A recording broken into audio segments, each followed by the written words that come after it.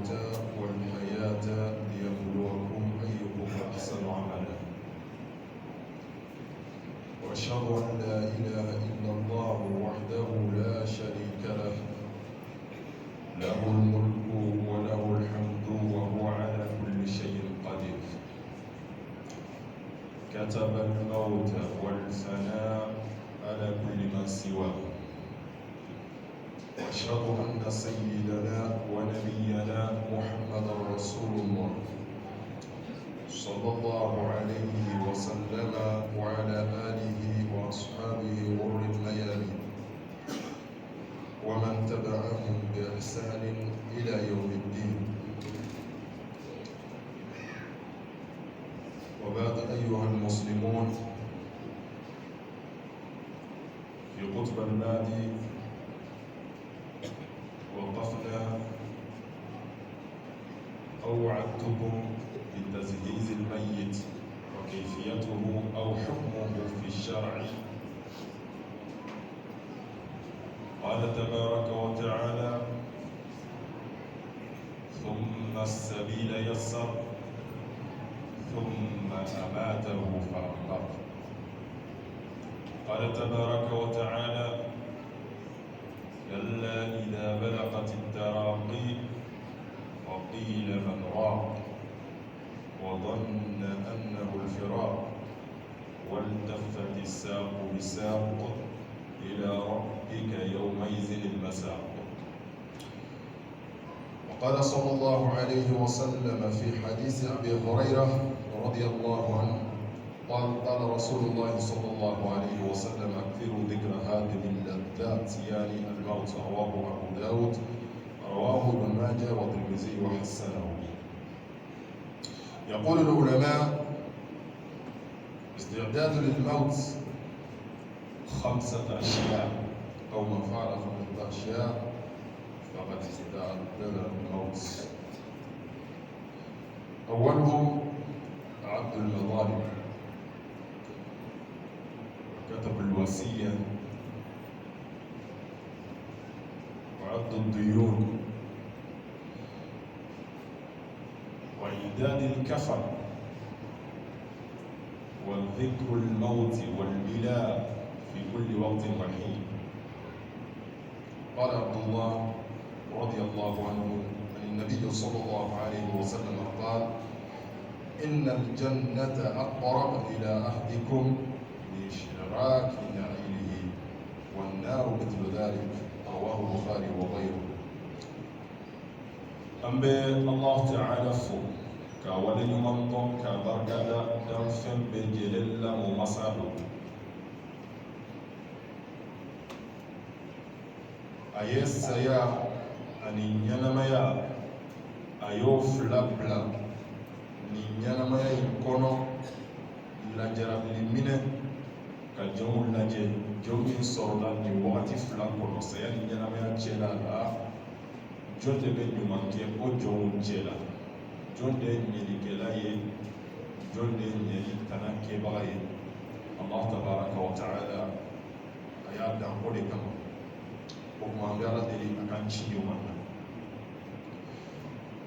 Amsheria kafo batomana kikate yinino nane Allah Ta'ala te akelinde do flanan tala min togo ko saya ayo wajibiya sorofen kelen o kelen kan je sokono jine fara hadama den kan melekew kan abe jelen yen daga fenye fona kera ayeba kuye ale Allah jatiga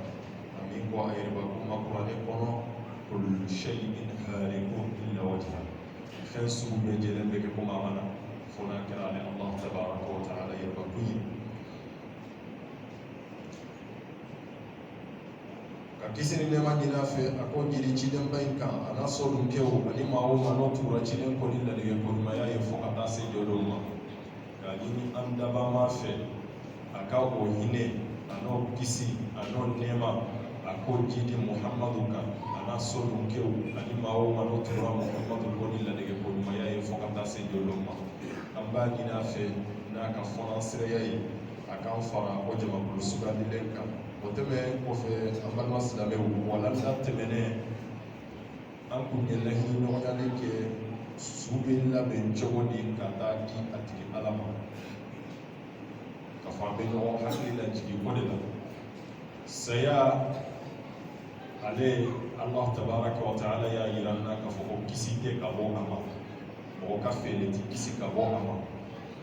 a ye sariyaw fɛnɛ kɛ kiitiw kɛ ni silamɛ fatura ale bɛ labɛn o lahaliyaw la ka taa di a tigi Allah tabaraka wa ta'ala ma a bɛ ɲɛnamaya kɛ i n'a fɔ hadisa y'o fɔ cogo min hayatu barzakiya silamɛya ma dafa i la fewu n'i ma limaniya n'o ye k'a fɔ ko su u bɛ ɲɛnamaya la u sara ka bɔ diɲɛ na n'u farikolow ye nka u niw olu bɛ ɲɛnamaya la kaburu kɔnɔna na sahidu suw ta Allah tabaraka wa ta'ala ko olu bɛ ɲɛnamaya la alijinɛ kɔnɔ u bɛ yɛlɛma ka kɛ kɔnɔw ye walima u bɛ kɔnɔw kan n'olu bɛ pan n'u ye sɔgɔmada ni wuladaw la o tuma o saya n'a kɛra a bɛ kɛ fɛnɛ de fura t'a la Allah tabaraka wa ta'ala kabini hadamaden natɔ a ye hadamaden ka ɲɛnamaya fɔ dɔrɔn a najiɛ na a y'o fɔ dɔrɔn a ye saya de bɔ a la Allah tabaraka wa ta'ala ko ale de ala ye min ye sira nɔgɔya denkɛnin ye a ka se ka na diɲɛ kɔnɔ nin kɛnɛma ye sɔsɔli t'a la n'i ye diɲɛ dɔkitɛri bɛɛ fara ɲɔgɔn kan ko den nana sira min fɛ o k'a lasegin a sira fɛ den bɛ sa a tɛ se ka kɛ walima nin ba bɛ sa o de kama waso kan na ani k'a yɛrɛ yira jɔnw na kan na a ko ale de ye masa ye min bɛ sira nɔgɔya den ye n'a bɛna nin diɲɛ sɔrɔ n'a nana mun kan ka kɛ mun kan ka kɛ tafsiritigiw de b'olu fɔ nka ala ma kuma caya o a ko n'a nana dɔrɔn a bɛ sa de o kɔrɔ a mana to so kɔnɔ a y'a kɛ ala kira ye o cogoya de la dɛ innaka mayyit wa innahum mayyitun minnu bɛ k'i ka saya fɔ wa minnu bɛ ka hamina ye wa k'u b'i faga kana jɔrɔ e ye su ye o fɛnɛ n'o don su ye a toliyara walima a yɔrɔ t'a ta a kɛli bɛ na o tuma Allah tabaraka wa ta'ala ye saya de gun a la yɔrɔnin kelen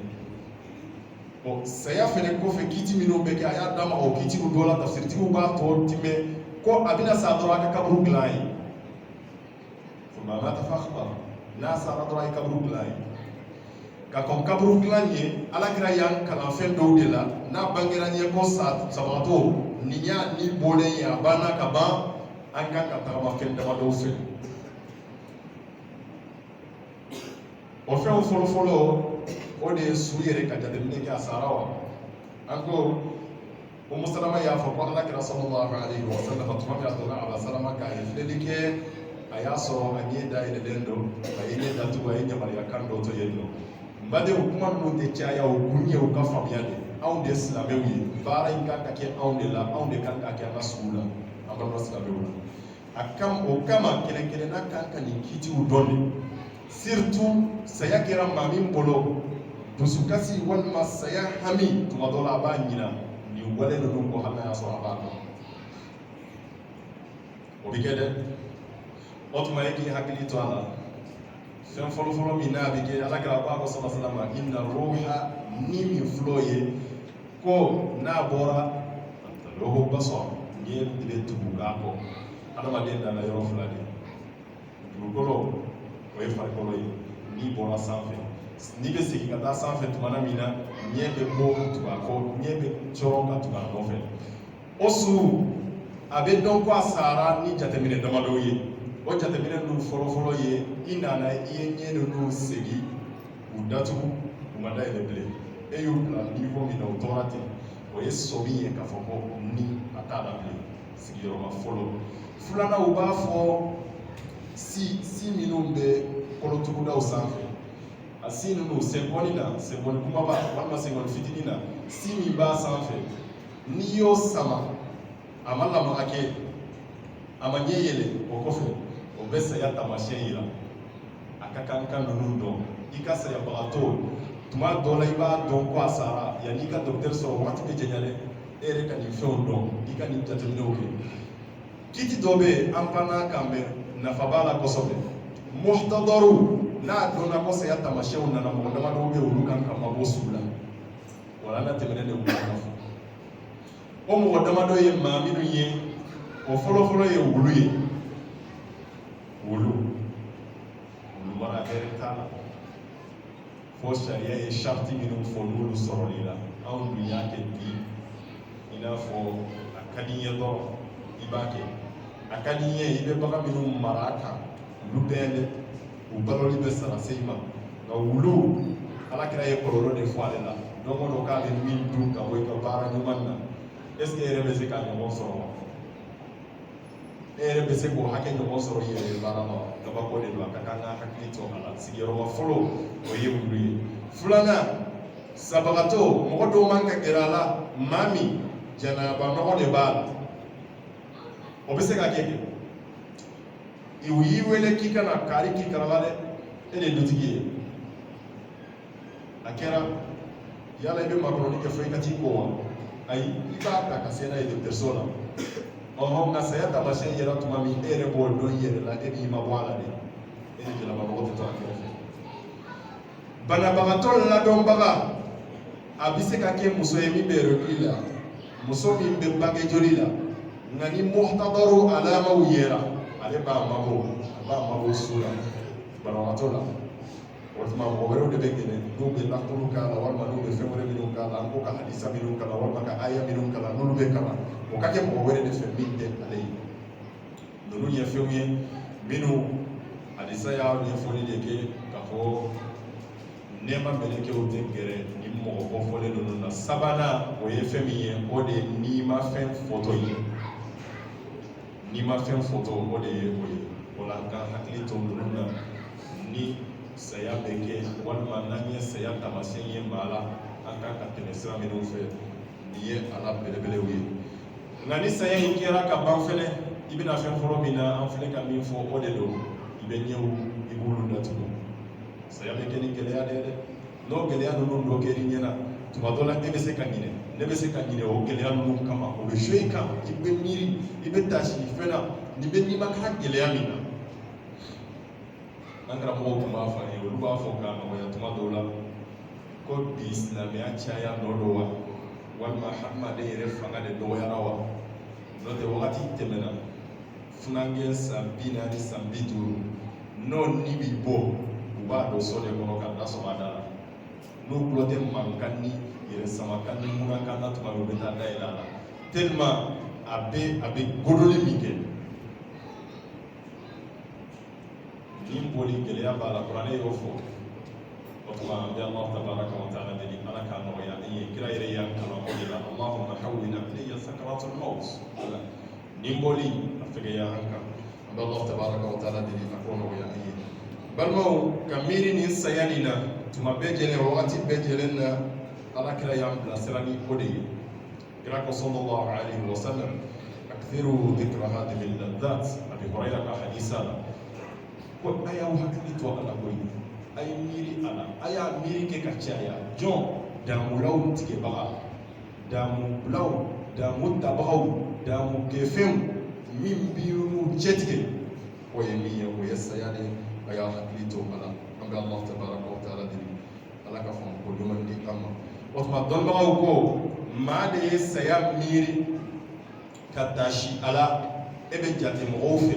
mɔgɔ minnu bɛ saya miiri tuma bɛɛ walima ala kira ko mɔgɔ minnu an ka saya miiri cogoya min na e bɛ jate o kɛbagaw la ni minɛn duuru ye n'o ye i bolo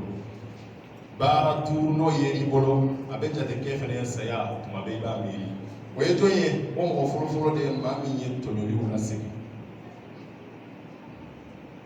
tɔɲɔli kɛ fɛn e yɛrɛ b'a dɔn i ye min minɛ tɔɲɔli la yafa ɲini dɛ saya kɔfɛ o yafa tɛ dɛ e bɛ yafa ɲini cogo di i ye tɔɲɔli kɛ ka fɛn min minɛ a di a tigilamɔgɔ ma i ye tɔɲɔli kɛ ka fɛn min kɛ hakɛ segin a tigilamaa ma ɲɛnamaw fɛnɛ k'u hakili to dɔ la n'i ye fɛn dɔw mɛn o ye kabako kumakan ye dɛ tɔɲɔ bɛ bonya tiɲɛ de don mɛ furuɲɔgɔnw ni ɲɔgɔn cɛ k'i wele jama la kari furu de ni kari se ɲɔgɔn ma yafa ma ko wallahi fo n'a ma tɔɲɔ n'o tɛ wallahi tɛ yafa ma subhanallah fɛnɛ gɛlɛyara dɛ wa balimaw k'u hakili to nin na a dun kɛra de a tɛ se ka yafa deli o tuma o ye fɔlɔfɔlɔ ye ka tɔɲɔlikɛfɛnw lasegin i sabagatɔ tɛ se k'o kɛ dɛ i hakili to ala kabiri ka kene wati fion yemiru mine to jolina yemiru ta to joli goroma luseki o follow sigiroma follow sigiroma flana ki ka wasiya sebe sarankana kan o sebe nekeni ni saraya kita ni saraya ni kalima testament ayake sharia dodo lana hakili to sigiroma flana yoyi asabana ode ka juru la sigi juru mo ka juru bi bila kana sana ede subhanallah bi mo min dum bese ka mo goshi ka tun namara ka galon tige ka juruta anyena ode ce yayi ode ma bai alere nyena ale nyogonte e ka miri sahaba valerila Kira sallallahu alaihi wasallam ya kodo aseli lima ni dorome fula ɲɔgɔn de ye on se k'a laseli a yɛrɛ kama tɛ i b'o dɔn mun na halisa laban n'i y'o kalan tuma min mɔgɔ wɛrɛ ko ne bɛ juru in sara kira y'a ɲɛsin su kira in ma ka seli a kan parce que mun na ko kira ka selili ye sɔrɔla dɔnni de ye sɔrɔla dɔnni nin tɛ se ka kɛ maa ka maa min juru b'a la wa nin ye fili ye min b'an ka baaraw la dɛ an ka sukoje baara bɛɛ bɛ kɛ ka ban ka su dɔw ka ban tuma miseliw ka kɛ ka ban an bɛ sɔrɔ ka ɲininkali kɛ mɔgɔw min ka juru b'a la a tɛ tɛmɛ wa nin yɔrɔ la an ye sunna fɔ ɲɔgɔn ye an ye kira ka taasira fɔ ɲɔgɔn ye an tɛ ni yɔrɔ janw ye o minnu ɲɛ tɛ se ka dɔn fɔ mɔgɔw k'a fɛngɛ an tɛ n'olu ye o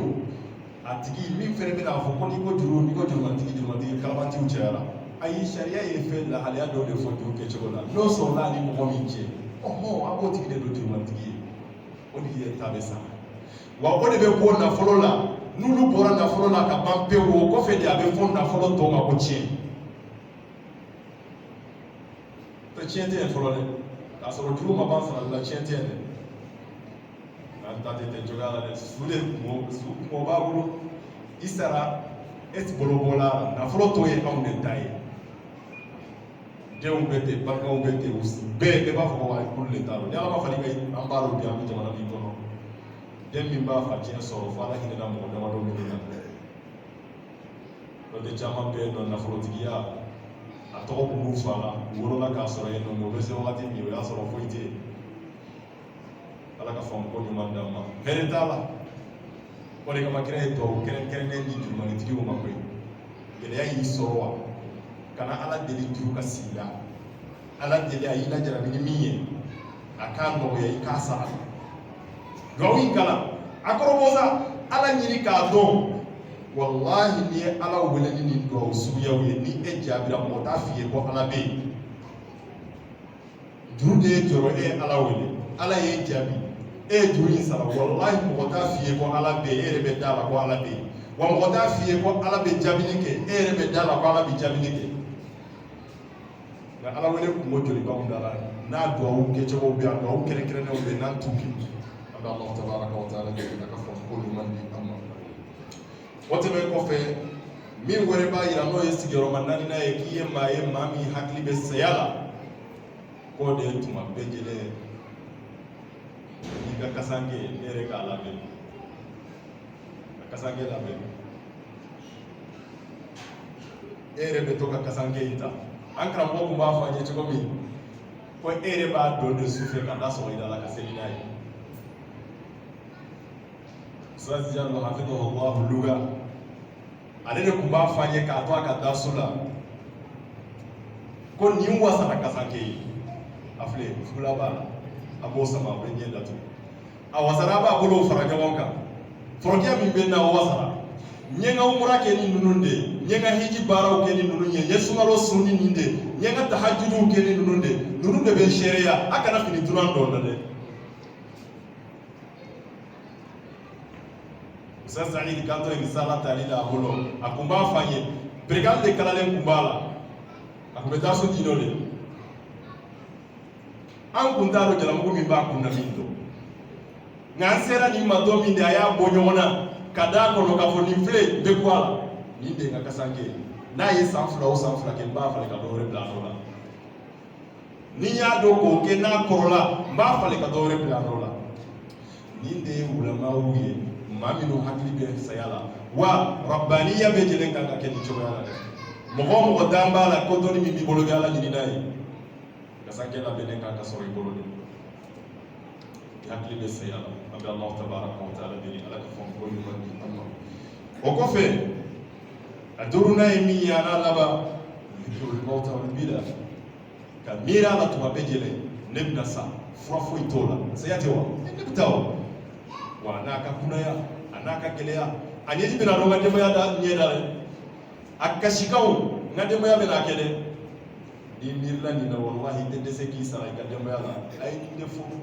a y'aw jigi bɔ n kan a y'a dɔn ala de y'aw sɔnbaga ye ala de y'aw garijɛgɛbaga ye ne ye sababu de ye aw ma o tuma de la i bɛ sɔrɔ ka nin kuma ninnu fɔ a tɛ k'i ma ni gɛlɛya ye a bɛ alahu tabaraka wa taala deli a ka fɔ ko ɲuman di an ma o tuma alakira sallallahu alaihi wa sallam a y'a fɔ abdullahi ka hadisa la k'a yira n na ko nin kan ka kɛ dɛ nin fɛn duuru kan ka miiri i fɛ tuma bɛɛ lajɛlen na munna ko i k'a dɔn alijinɛ a ka surun an dɔ la kelen na ka sago i sen sanbara juru kan sen sanbara juru ko saya de ka surun i la o cogoya la ka d'a kan saya de b'i ni alijinɛ cɛ walima ale de b'i ni tasuma cɛ alijinɛ anw n'a ka surun i ko an sen sanbara walima ka sago a kan wa ko tasuma b'o cogoya la dɛ min b'i gɛrɛ a kan kun na alijinɛ walima a da la o ye fɛn kelen bɛɛ de ye o de ye saya ye n'a nana dɔrɔn i sen bɔra diɲɛ ko la i bɛ ɲɛsin o yɔrɔ fila dɔ la kelen de ma an bɛ alahu tabaraka wa taala deli fan ko ɲuman ala k'o di an ma ibn al-Qayyim rahimahullahu rahmatan wasi'a ko a bɛ kabiri kira sallallahu alaihi wa sallam a ka sunna la من سنن هدى النبي صلى الله عليه وسلم تجهيز الميت إسراع تجهيز الميت كاتوليا نسولا بني فاتولي كراي رومينا أكن يعني نسولا يفون ما يلي وكيف كديدو أكسر كناونا الحمد لله نكتي بانغا جماعة كنا نين يسي جاماني أكنا بلا بلاسيلا أكنا لين بلا نفاتوا دوا يسينيكا أكنا واتي واتي أين جلازاكي باراولي مغمي بناما ودو مغمي nyo ye kajaya alhamdulillah wala kibarako wani sarangana ka ka kele ko kira ka sunna yi sallallahu alaihi wasallam ko yodi subla do kele andika yala nai andika yala nai ka bo france kana ko mago ka ta kai ka ta mufti ha fo mo yire saya yire habibe ko la yire ibaya su do kuma wa soro mo hakili ba do andika ta ni suye mais saya yire kele ka akeyoro a bɛ min da i kan o b'a sɔrɔ o hakilinaw bɔr'i la ka ban o la saya kɛra yɔrɔ min toliya bɛ kɛ ni sugu labɛnni de ye o fana bɛ kɛ ni minɛn damadɔ de ye walima kɛcogo damadɔ de b'ale la i k'i hakili to o la tahiruhu ka su in saniya k'a ko ka saniya naam su bɛ jɛlen silamɛ su a bɛ ko ka kasanke ka sela kan k'a don kaburu kɔnɔ i ko alakira y'a yamaruya cogo min sallallahu alaihi wa sallam fo n'a kɛra silamɛya la su dɔ ye shahidu su shahidul ma'araka su min ale ye shahidu suyara jihadi kɛnɛ kan de o tigilamɔgɔ ale tɛ ko a tɛ kasanke kasajalan tɛ k'a la an tɛ seli ale kan ka d'a ka seli kun ye sɔrɔla dɔɔni de ye ko Ibn Qayyim y'o fɔ cogo Ibn Taymiyyah y'o fɔ cogo min ko olu asirela ka kɔn saya je kuranɛ kɔrɔ de o tɛ k'olu la nka shahiduya bolo fara fɔra maa minnu na u bɛ mɔgɔ 7 ɲɔgɔn bɔ o mɔgɔ 7 tɔ n'olu kɛra u bɛ shahiduya daraja sɔrɔ nka an b'u kɔ an bɛ seli k'u kan an b'u su dɔn ka ɲɛ kɛcogoya jumɛn na laɲini jumɛn na o shahidu su dɔ de ye maa min bolimafɛn de ye ka bin k'a di kɛnɛ kalama silamɛ don kira ko shahidu don maa min tora ji la fo a sara o tigilamɔgɔ ye shahidi de ye kono dimi gele o de y'a minɛ fo k'a faga shahidu do maa min tasuma de y'a jeni fo k'a faga shahidu do nka ni shahidu damadɔ ninnu bɛɛ jɛlen n'u yera u bɛ kasanke u bɛ seli bɛ k'u kan walima u s'u yɛrɛ bɛ bɔ an b'a hakili to nin fɛn damadɔ ninnu na u bɛ shahiduya daraja de sɔrɔ sariya y'u kɔnte k'u ka baara in daraja de fɔ ani fiɲɛbana fiɲɛbana ye maa min fɛnɛ faga silamɛw la o tigi bɛ jate k'a fɔ ko shahidu de don أقول قولي هذا واستغفر الله الجليل لي ولكم ولسائر المسلمين من كل ذنب فاستغفروه إنه كان للتوابين غفورا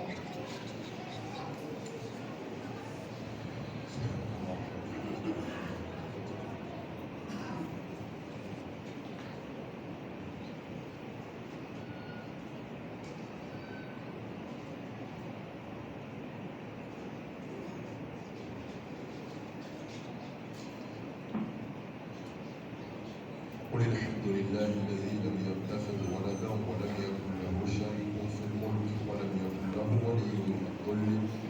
وكبره تكبيرا ثم الصلاة والسلام على من لا نبي بعده الله تعالى فوق كولي من الله كبركة كسرين ما كوجنا في كوجي جدا بينك أنا صوت كيو أني ما هو ما نطلع جدا كو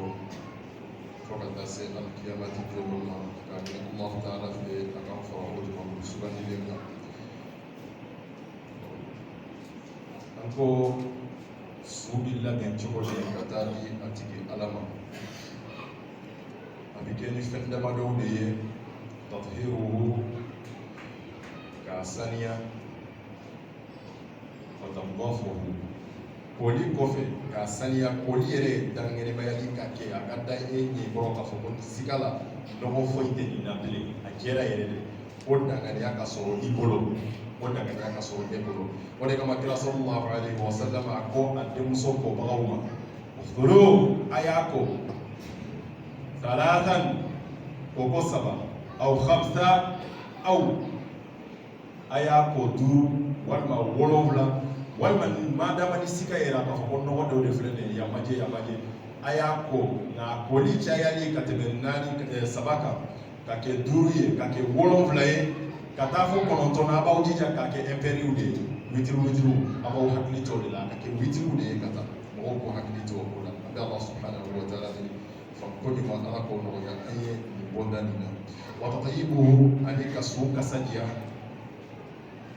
wa takfinu fi thiyab al-abyad ka so kasan kɛ fini jɛman kɔnɔ o de kanunen don n'a ma sɔrɔ a bɛ se ka nɔra bila ni fɛn wɛrɛ ye wa nin fɛn fili dɔ don n'a la anw fɛ mɔgɔw y'a faamuya kasan kɛ kan ka kɛ ni popilɛni dɔrɔn de ye walima perigandi dɔrɔn de ye a tɛ se ka kɛ ni fɛn wɛrɛ ye n'o tɛ sariya ko a ka kɛ fini giriman de ye jɛman an bɛɛ b'a dɔn an ka popilɛni bɛ cogo min tulu bɛ tulu la n'i y'olu muso la